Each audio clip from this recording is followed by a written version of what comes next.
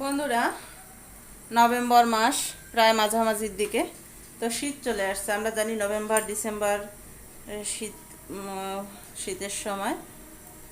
তো দেখুন, শীত চলে আসছে যেহেতু বাজারে অল্প স্বল্প সিমও ওঠা শুরু করছে। তো আজকে আমি এই সিম বেছে কুটে নিয়েছি, আর সিম দিয়ে একটা মজাদার রেসিপি তৈরি করব, সেটাই আপনাদের সাথে শেয়ার করব। তো আমি প্রথমে এই যে দুটো কই মাছ নিয়েছি, কই মাছ দুটোকে ভেজে নেব। আর সিম, আলু, আমি এখানে আলুও কেটে রেখেছি। আলু, সিম এগুলো দিয়ে সুন্দর একটা তরকারি রেসিপি হবে, সেইটাই আমি আপনাদের সাথে আজকে শেয়ার করব। তো আমি প্রথমে মাছগুলোকে ভেজে নেব। তো এদিকে আমি চুলায় জাল বসিয়ে দিয়েছি মাছ ভাজার জন্য। এবার জালটা একটু, যেহেতু অনেক জোরে হচ্ছে, জালটা একটু মিডিয়াম আঁচে দিয়ে দিলাম। কড়াইটা গরম হয়ে গেছে। এবার আমি এখানে তেল দিয়ে দেব, পরিমাণ মতো তেল দিয়ে দিলাম। এবার যেটা করব, হাতে মাছগুলোকে নুন হলুদ ভালো করে মাছগুলোতে নুন হলুদ মাখিয়ে দেব। আর হাত দিয়ে নুন হলুদ মাছে মাখালে কি হয়, নুন হলুদ ভালো করে মাছের সবখানে দেওয়া যায়। না হলে চামচ দিয়ে অনেক সময় ঝাঁকি দিয়ে দিলে ভালো করে এটা নুন হলুদ মাখানো সম্ভব হয় না। তো সেক্ষেত্রে এভাবে হাত দিয়ে আমি মাখিয়ে নিলাম।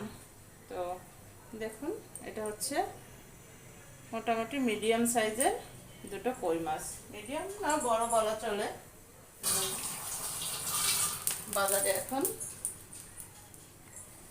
চাষের কইয়ে ভরা আর এরকম কই পাওয়া যায়। তো আমি এখন মাছ দুটোকে, যেহেতু চুলার তেল গরম হয়ে গেছে কড়াইয়ে, তো আমি এখন মাছ দুটোকে এভাবে দিয়ে দেব। দেখুন, তেলটা যতটুকু গরম হওয়া দরকার ততটুকু হয়েছে, বিধায় কিন্তু শব্দটা এরকম আসছে। আর তেল গরম না হলে দেখা যায় মাছ লেগে যাওয়ার সম্ভাবনা বেশি থাকে। তো সেক্ষেত্রে দেখুন, তেল যে গরম হয়েছে এটাই তার প্রমাণ। তো আমি এভাবে মাঝে মধ্যে কিন্তু উল্টিয়ে দিতে হবে মাছগুলো, ভালো ভাজা হওয়ার জন্য। মোটামুটি করে ভালো ভাজা না হলে তরকারির স্বাদও কিন্তু ভালো হবে না। এবার আমি এখানে হলুদ মাখানো যে বাটিটা ছিল, এটা আমি ধুয়ে নেব।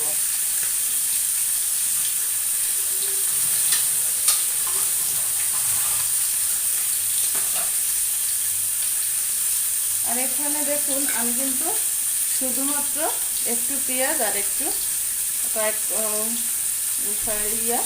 মানে গোটা রসুন নিয়েছি।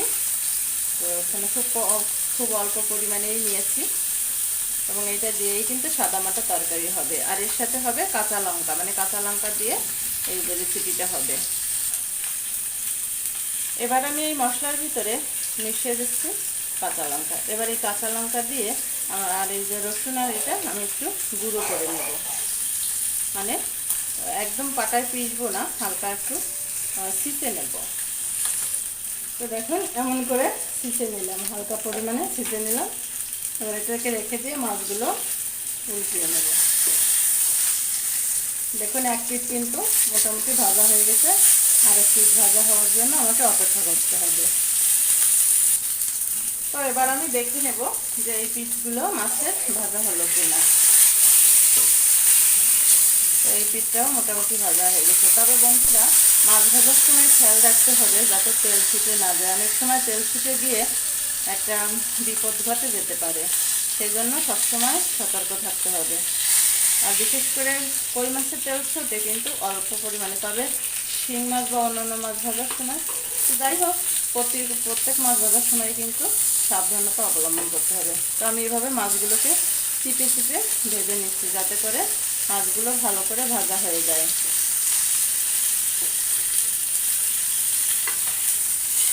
এপিট ওপিট দুই পিঠে চিপে চিপে ভেজে নিচ্ছি।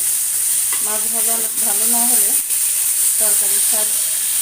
আমার কাছে তো মনে হয় যে কাঁচা ভালো হয়, আবার অনেক মাছ কিন্তু আমরা কাঁচাও খাই, বিশেষ করে ইলিশ মাছটা অনেক সময় কিন্তু কাঁচাটা বেশি টেস্টি লাগে। কি বলেন বন্ধুরা, তাই না? হ্যাঁ, অবশ্যই ইলিশ মাছ কিন্তু কাঁচা খাওয়া যায়, কই মাছও কিন্তু কাঁচা খাওয়া যায়, তবে সেটা হচ্ছে সরিষা কই যখন রান্না করা হয়। আমি সেটা রেসিপি এখন আপনাদের দেয়নি, পরবর্তী আরেক সময় দিয়ে দেব কাঁচা কই মাছের সরিষা ফোড়ন। তো যাই হোক, এখন আমি এই মাছ দুটোকে তুলে নেব।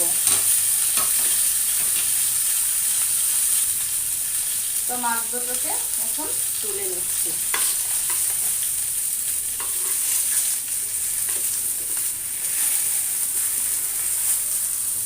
এক্ষেত্রেও কিন্তু সাবধানতা অবলম্বন করতে হবে, কারণ তেল ছোটার ভয় তো থেকেই যায়, যার কারণে কিন্তু অতি সাবধানে কিন্তু মাছগুলো তুলে নিতে হবে।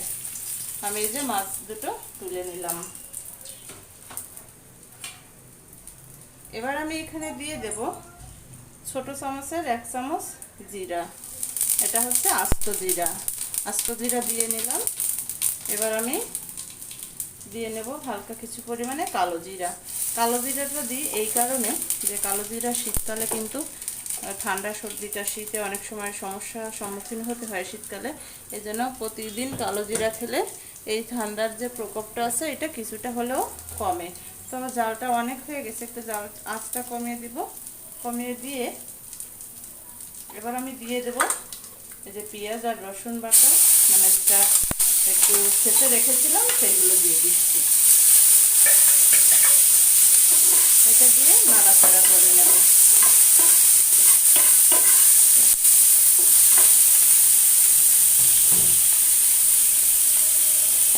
এবার এখানে দিয়ে দেব পরিমাণ মতো নুন।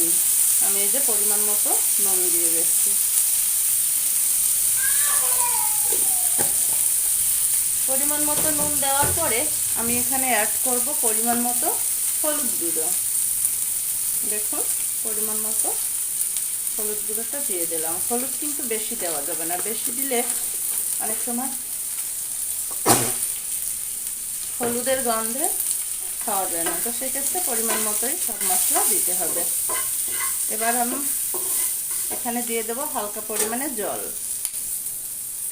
দেখুন, হালকা একটু পরিমাণে জল দিয়ে দিচ্ছি মশলাগুলো কষানোর জন্য।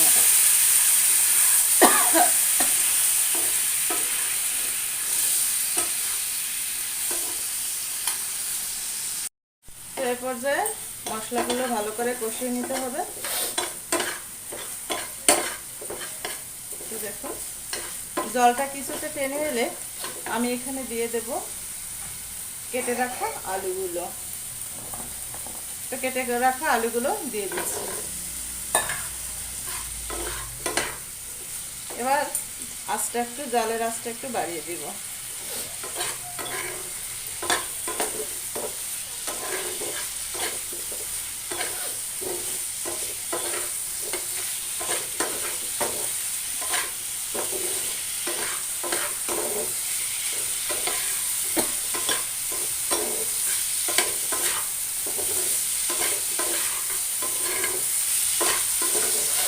এবার এটাকে মোটামুটি করে ভেজে নিয়ে আমি এখানে পরিমাণ মতো ঝোল দিয়ে দেব।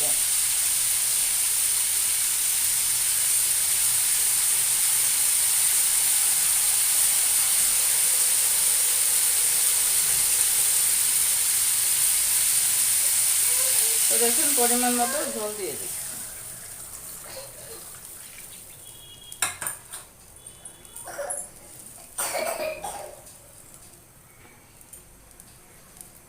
তো এবার তরকারিটা ঢেকে দিব, যে ব্লক আসার জন্য কিছু সময় 2-3 মিনিটের জন্য এভাবে ঢেকে দেব। তো বন্ধুরা, 2-3 মিনিট পরে ফিরে এলাম। দেখুন, তরকারিতে ব্লক চলে আসছে, মানে জালটা উঠে গেছে। এবার আমাকে যেটা করতে হবে, আমি এখানে দিয়ে দেব কেটে রাখা সিমগুলো। এইটা হচ্ছে শীতকালীন সবজি, শীতকালে এই সিমগুলো বেশি পাওয়া যায়। এখন বর্তমানে যে সারা বছরই সব ধরনের সবজি পাওয়া যায়, তবে শীতকালে এইগুলো বেশি পাওয়া যায় সিমগুলো। আর এই সিমগুলো সাধারণত বাংলা সিম আমরা বলে থাকি। এটা হচ্ছে খেতে খুবই টেস্টি। এবার আমি সিমগুলো দিয়ে দিলাম, দিয়ে আবার একটু নেড়ে চেড়ে দিচ্ছি। আর এইখানে যে যে ভাসছে এটা কিন্তু কালো জিরা আর জিরা। তো এটার পরিমাণ আমি একটু বেশি দিয়েছি, তার কারণ সর্দি কাশি, আমি তো আগেই বলেছি যে কালো জিরা দিলে সর্দি কাশির যে প্রকোপটা আছে এটা কম থাকে। এবার আমি এখানে একটা জিনিস অ্যাড করে দেব, সেটা হচ্ছে এখানে দিয়ে দেব কিছুটা পরিমাণে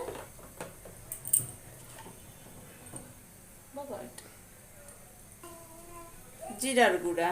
তো এই দেখুন আমি জিরার গুঁড়ো নিয়েছি এখানে এরকম ছোট চামচের, বেশি না, 1 চামচ, একটু উঁচু উঁচু করে 1 চামচ জিরার গুঁড়ো মিক্সড করে দিচ্ছি। হালকা আর একটু দিই,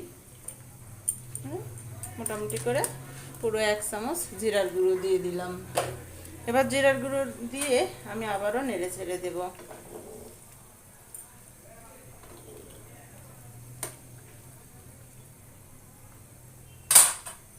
এবার তরকারিটা আবারও 5 মিনিটের জন্য ঢেকে দেব।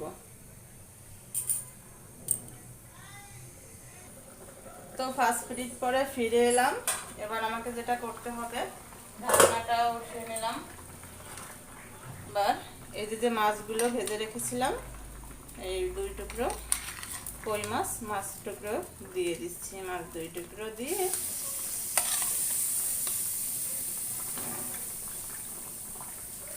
এবার আমি আবারও কিছু সময় নেড়ে চেড়ে দিচ্ছি।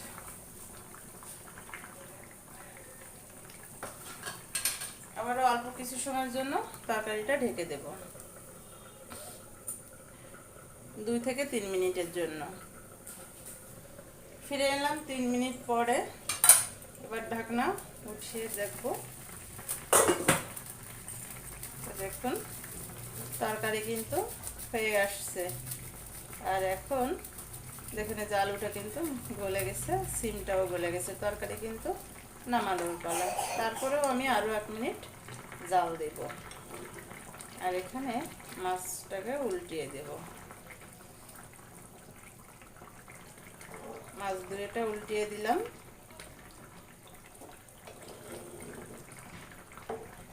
কড়াইতে করে রান্না করলে ভালো হতো, তারপরও ফ্রাই প্যানটা ইউজ করলাম, যে আবার আরেকটা কড়াই ইউজ করব, এই জন্য ফ্রাই প্যানেই কিন্তু তরকারিটা রেঁধে নিলাম।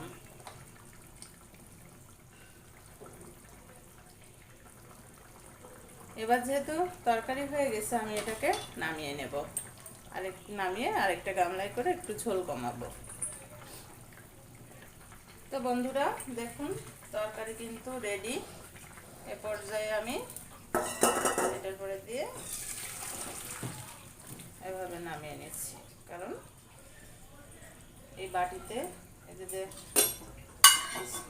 সিলভারের বাটিতে এটাই তরকারি থাকবে, যার কারণে নামিয়ে নিলাম। দেখুন মোটামুটি করে কিন্তু তরকারি হয়ে গেছে, শুধুমাত্র এখন হালকা একটু ঝোল কমিয়ে নেব। তার জন্য চুলার আঁচটা একটু বাড়িয়ে দিলাম।